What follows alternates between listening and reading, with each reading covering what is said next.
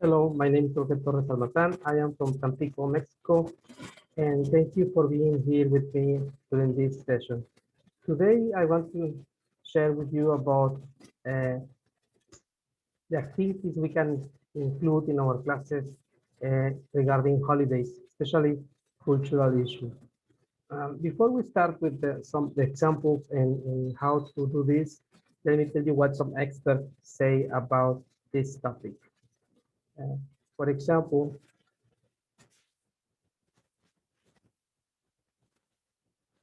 Gramsci says that the language is the principal means whereby we conduct our social life, and when it is used in context of communication, it is bound up with culture in multiple complex ways, which means that language and culture are always together.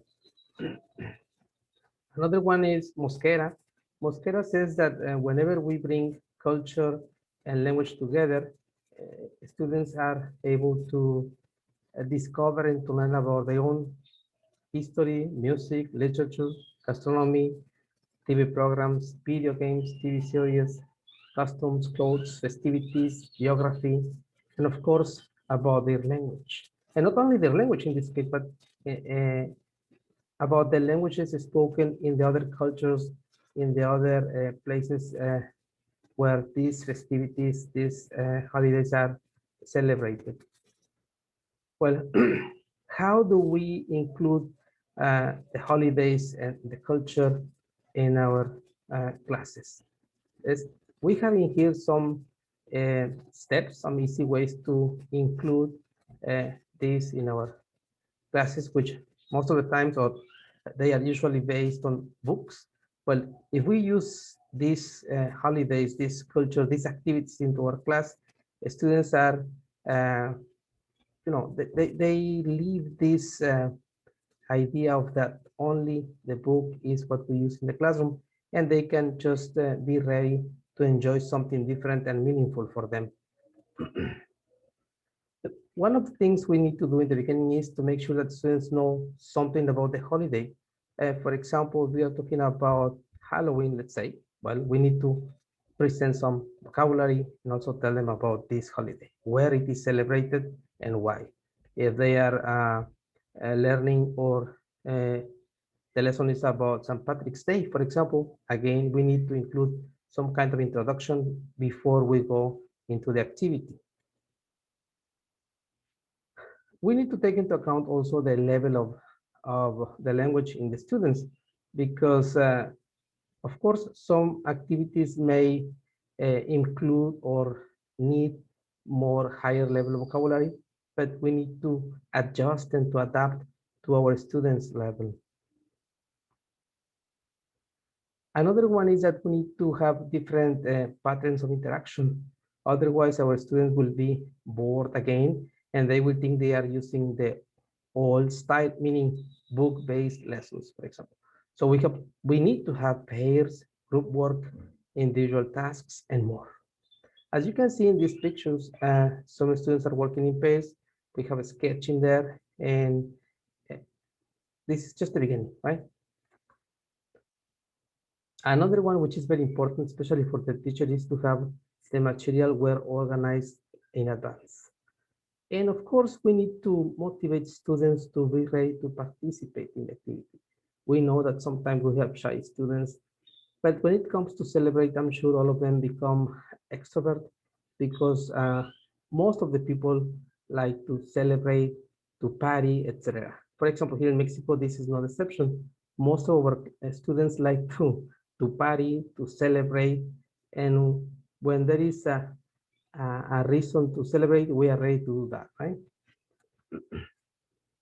Some other things we have to take into account before we start the lesson or during the lesson. We need to include some leading questions. For example, like getting the students into the topic, choosing the right questions will be better so they can understand what the holiday is about and what they will be learning during the lesson.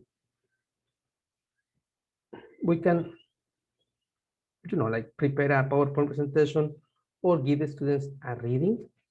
For example, in the case of Halloween, well, you can get a reading from the internet, for example, or you can prepare a PowerPoint presentation explaining to students what that is. And again, we need to make sure students understand the concept of the holiday. Okay, and maybe with some kind of little bit of history, that will be very fit is included in the activity. And again, we can have some reading, maybe some speaking about it, and why not, students may be able to listen to some information in case you have information in that format available. The activities we can use to promote the language regarding holidays and culture are, these are just samples. Of course, there may be more, but again, this is just an example. The worksheets, and if you want to practice grammar, reading, and vocabulary, that will be the best way. If you want to practice speaking and listening, well, you can have role plays, for example, activities in pairs or presentations. Jeopardy is a very good way to practice vocabulary and knowledge about the topic. The broken sentences is another one. If you want to practice vocabulary and sometimes stress and pronunciation. Another one which is also very fun is what's the phrase? Again, to practice grammar and vocabulary. And last but not least in this list, oral presentations. In there you have, the opportunity to assess and to practice speaking, writing, grammar, vocabulary, and more. As you can see, this is only examples. Of course, there is more, but if you follow these simple steps, I'm sure you will be able to include at least one or two of these activities into your class. I'll be here for the Q&A session after the presentation. The poster can be found also in here if you want to take a look. And if you have any other questions, I'll be here, as I told you, at the end of this presentation, which is almost the end. So thank you very much, everyone, for attending this presentation. And I'll see you then. Bye-bye. Thank you.